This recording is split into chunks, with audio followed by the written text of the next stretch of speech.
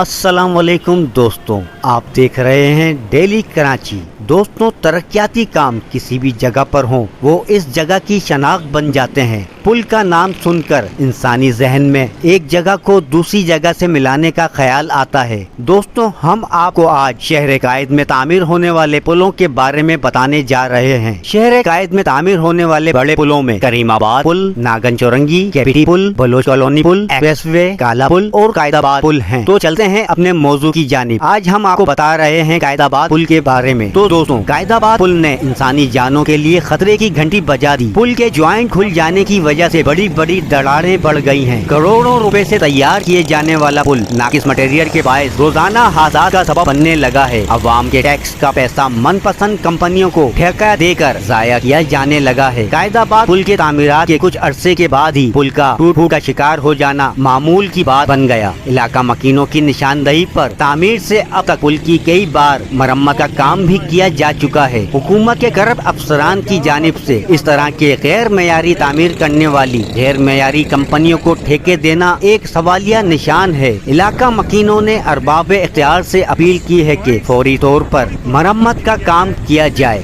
इलाका मकीनों का कहना है कि इस किस्म की गैर मेयारी तामीरात करने वाली कंपनियों के ठेके फौरी तौर पर मनसूख करके इनसे ठेके की मद में ली जाने वाली रकम वापस ली जाए और इन पर भारी जुर्माने भी किए जाएं।